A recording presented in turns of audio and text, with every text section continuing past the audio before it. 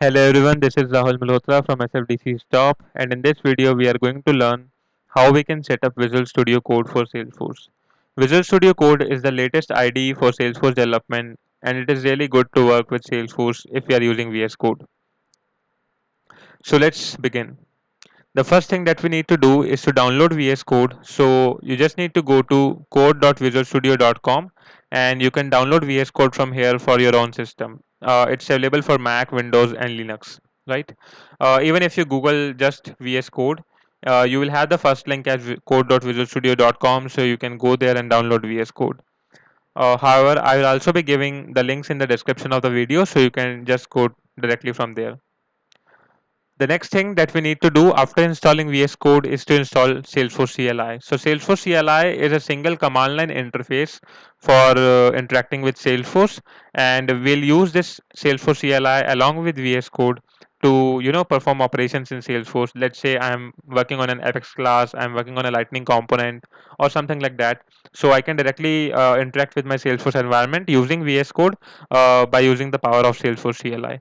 So we just need to go to this link, developer.salesforce.com/tools/sfdxcli, and we can download it. You can download it for your own system from there, right? Another thing that you can do is just Google SFDX CLI and you will again have the same link over there that you can use. I'll add both the links in the description so that you can directly download and install these two tools in your system. So once you have downloaded and installed Salesforce CLI and VS Code in your system, the first thing that we need to do is to confirm whether SFDX CLI is installed or not. So for that, what you can do, you can just open the command prompt and you can write here SFDX. So in case SFDX CLI is installed successfully, you will see some data like this, like I have shown here, is showing me the version, the usage, commands, and topics. So this is actually confirming me that Salesforce CLI is installed successfully. However, in case you have installed it successfully and you are not getting this, or you are getting something like SFDX is not a I should say useful command or something. I mean the message that is there, it is not a known command. So in that case, what you need to check whether SFDX is actually in the path or not. So we need to check the environment variable for this SFDX, right? So in my system, what I have done, I have actually installed SFDX into the program files directory, which is under the volume F. So you can have a volume C here. It depends which directory you have chosen while you are installing SFDX, right? So if I check my directory F under program files, I have the SFDX folder, and inside that I have the bin folder where I have this sfdx.exe that I want to execute from my command prompt. So what we need to do, we just need to go to the start menu and we need to search for environment variables. And here we will have added the system environment variables. Just click on that. And you can see here that we have an environment variables option. So I'm just going to click on this, and after that I need to click on path. So you can either edit the system path or you can edit the user path. Both will work. I mean, user path actually differentiate from user to user. So in case you have multiple users on your system, you can set the system path. I think that will be a better option for you. But however, I'm the only user for my system, so I have added it in the user path variable. So you can just go to this path and you can click on edit, and here you will see that these are all the paths of the software that I want to use from my command prompt. So let's say I want to use this sfdx.exe from my command prompt. So I have added a path here which is f program files sfdx and bin. So it is the same path, f program files sfdx and bin. So just make sure that you have added a path. You can just add a new path by clicking the new button and adding your path over there for this sfdx.exe, right? So you just need to add path up till bin, and you can click on OK, and just click on OK again, and you can save the environment variables. So once you have added this path into your environment variable, you will see that when you will open the command prompt again, and you will see that when you will write here sfdx, you will see this message. So this message shows that sfdx CLI is installed successfully, and now we can use VS Code for Salesforce development, right? So moving on to VS Code, once you have installed the VS Code, you will see something like this, or maybe the terminal will not be there. You will see a page like this. So you can just go to View and click on Terminal. because we'll be using this. So I mean terminal is required sometimes when you have to perform some command level operations, but however for this tutorial I'm not going to use terminal, but you should have VS Code installed. And after that, what is the first and the foremost thing that we need to check in VS Code is that we have the extension for Salesforce. So VS Code has a number of extensions that you can check out from here, the extensions column. And here you can just search for Salesforce extension pack. So here you can see that I searched for Salesforce extension pack and I have already installed it in my system. In case you have not installed it, you will see a button like this which says installed. So I have already installed this, and this extension pack will consist of seven, or I think yeah, it's seven different extension, which is Apex, Apex Interactive Debugger, Apex Replay Debugger, Salesforce CLI integration, Aura components, Visual Force, and Lightning Web Components. I think Lightning Web Components is not installed, so I'll just install this also. So I mean you're installing it for the first time, so you will have all those seven extensions as a part of extension pack you will get, and all these extensions will be installed in your system automatically, right? So once you have installed Salesforce extension pack, the next thing that we can do is to create a new project. So you can just go to view, and you can open the command palette from there. So you can see here the short form for this command palette for my system is control plus shift plus P. For Mac I think it will be command plus shift plus P. So you can just go to view and click on command palette from here, or I can use a shortcut that is control plus shift plus P, and I can view the command palette. So these both are the same thing, right? You can just go to view and click on command palette, and here you will see that I have different options like create project with manifest, create project. So these are all options that I have for creating the project. However, for this particular tutorial, I want to link a Salesforce org that is already there and which is not a scratch org.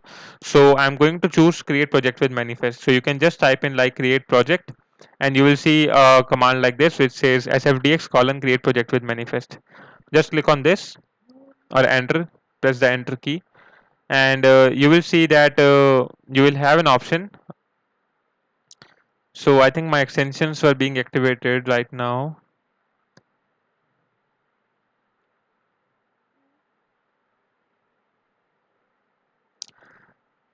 So in case you are not getting anything or a thing like this when you just click on create project with manifest, just try 3 or more times, because sometimes it takes time for VS Code to activate the extensions, right?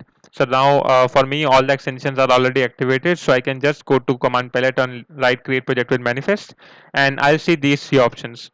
So for now you just need to choose standard, which is a standard project template, and now you have to enter the project name. So for this project I'm just going to connect with my org where I have created platform event toast.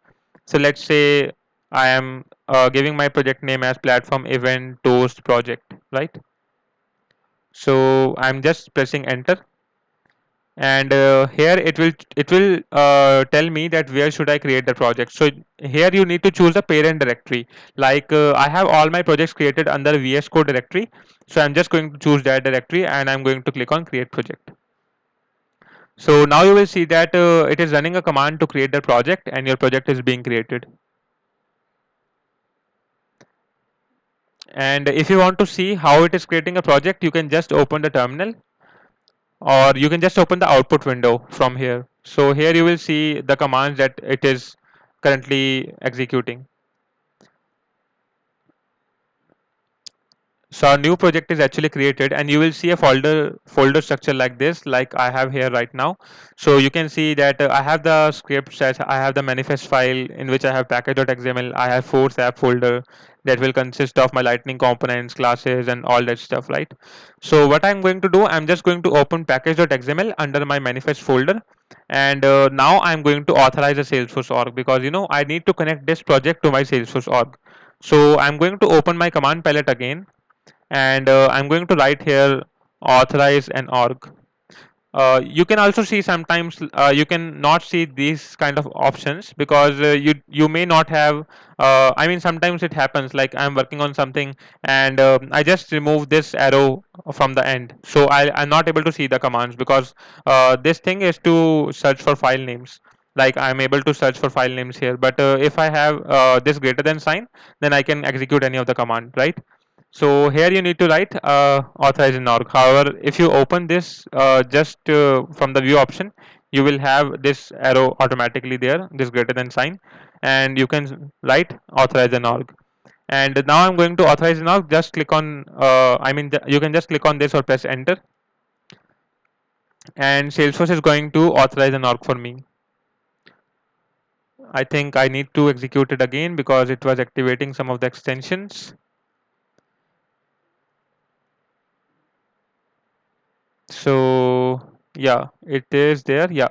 So I need to authorize a sandbox because I'm going to connect with that. So I'm choosing sandbox here. And now I need to give an org alias. So an org alias is something using which I can identify my org, right? So the best practice that I think you should follow and that I follow personally is that I give my folder name as the org alias, because this in this way I will not forget what is the alias of my org, right? So I'll just write here platform event toast project, which is my folder name, and I'll press enter. So you can see here that it is running authorize an OR command, and I can also show you the output window. Okay, so it has already automatically opened my browser, and I'm going to log in into my sandbox. So it is test.salesforce.com. I'm going to click on login, and here it is waiting for me to log in. So now you will see an option like it is saying Salesforce CLI is asking to access your information on your behalf. Just click on allow,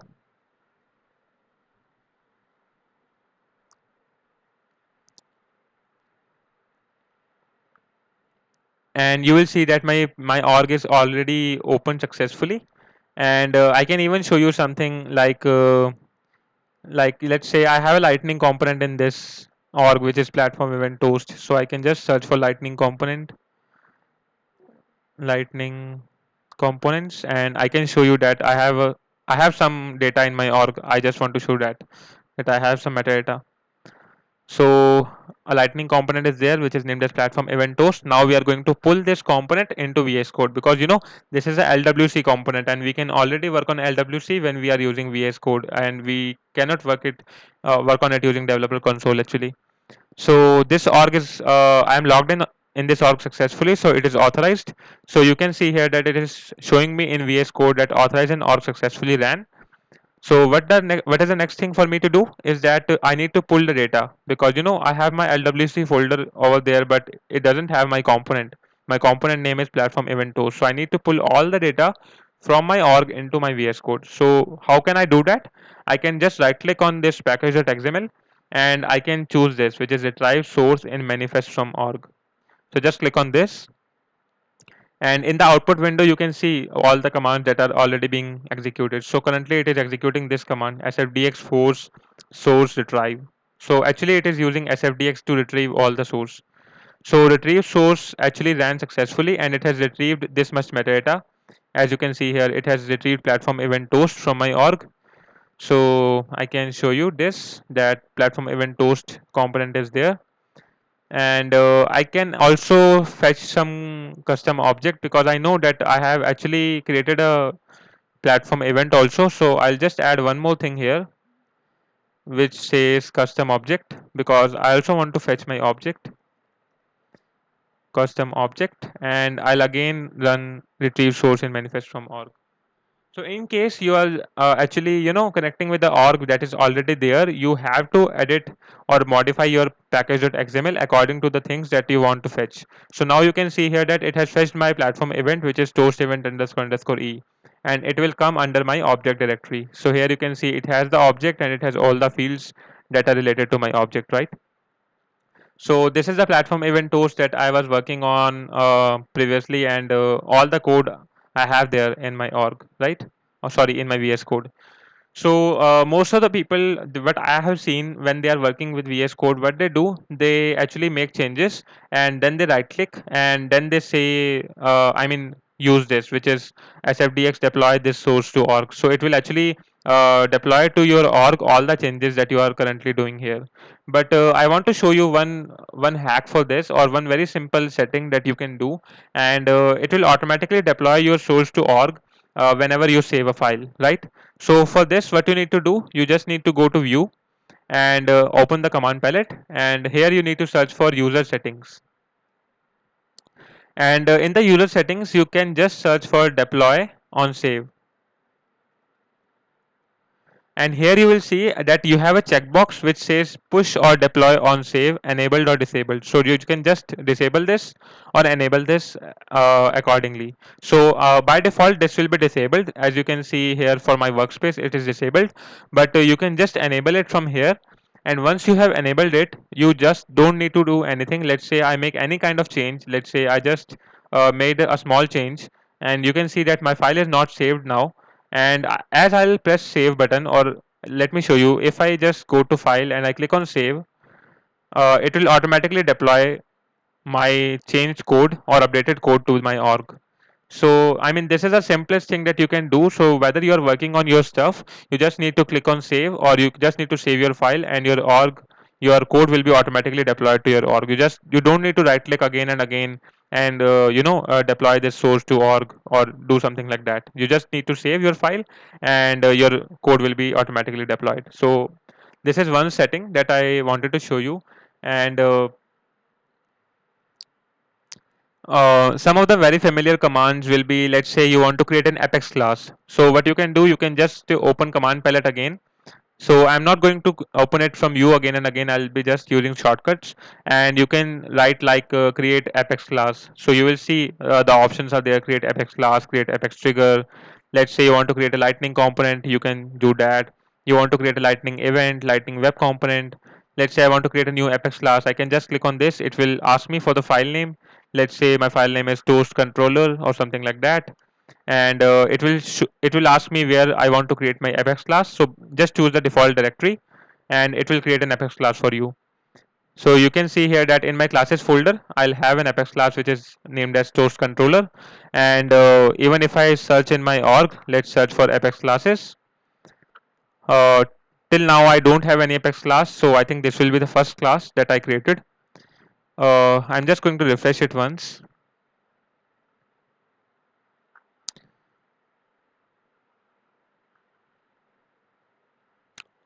Sorry. So I actually I haven't done anything in my org. So let's say I'm just going to save it once so that it is deployed, because right now it's created locally, right? I haven't deployed it in my org. So I'm just going to save it once. And now my Apex class is deployed. I can just refresh this page once. And we'll see that we'll have our Apex class over there. So you can see that my toast controller Apex class is there, and it has all the code that is there in my VS Code, right? So I mean, this is how simple it is to use VS Code. You can just connect to an org and start working on this. However, in the next tutorial, we'll look at couple of settings that are very important for you as a Salesforce developer to set up to efficiently use VS Code, and we'll also see some of the very popular extensions of VS Code, and how we can set up a theme in VS Code, because by default you don't have these colors and all these stuff. So I'll show you how you can efficiently use your VS Code using some of the commands and some of the settings. Let's say I want to create a new class and I want to add a comment, or let's say I have this method and I want to add a comment over there. So not in this. Let's say I have actually configured it for Apex class. Let's say I want to add a comment over there in the starting of the class. So I can just choose init, and it will add a comment like this, right? So I mean, these all are configurations that we need to do. So I'll show you how we can set up our VS Code efficiently in the next tutorial. I think we have done all the things that are there in this tutorial. So if you want to have a detailed look, you can just visit my blog, and I'll have a link to the blog in the description of the video. And let me know if you are able to connect to VS Code successfully and you are able to set up VS Code successfully or not. And in case of any issues also, let me know in the comments. And thank you for watching. Have a good day. Bye bye.